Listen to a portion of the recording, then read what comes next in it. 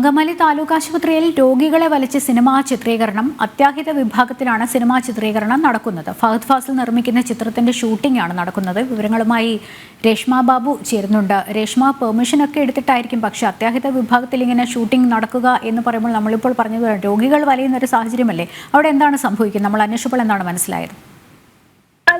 അങ്കമാലി താലൂക്ക് ആശുപത്രിയിലാണ് ഈ അത്യാഹിത വിഭാഗത്തിൽ സിനിമാ ചിത്രീകരണം നടക്കുന്നത്. ഫഹദ് ഫാസിൽ നിർമ്മിക്കുന്ന ചിത്രത്തിന്റെ അനശ്വര രാജൻ നായികയാകുന്ന ചിത്രത്തിന്റെ ഷൂട്ടിംഗ് ആണ് രാത്രി കാലത്ത് നടത്തുന്നത്.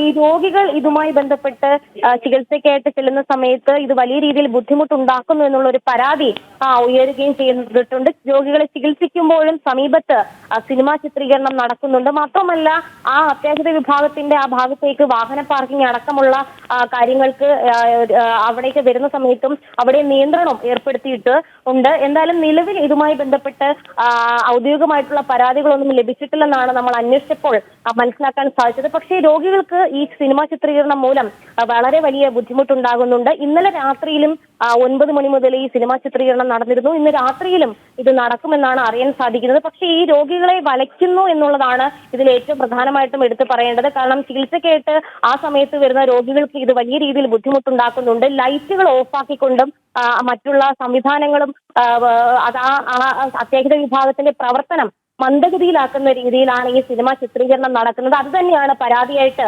ഉയർന്നിരിക്കുന്നത്. എന്തായാലും അടിയന്തരമായിട്ട് ഈ വിഷയത്തിൽ ഒരു ഇടപെടൽ വേണമെന്നുള്ള ഒരു ആവശ്യം ഉയർന്നിട്ടുണ്ട്. എന്തായാലും ഔദ്യോഗികമായിട്ട് പരാതികളൊന്നും ലഭിച്ചിട്ടില്ലെന്നാണ് ഇപ്പോൾ ലഭിച്ചിരിക്കുന്ന വിവരം. രേഷ്മയാണ് വിവരങ്ങൾ നൽകിയത്.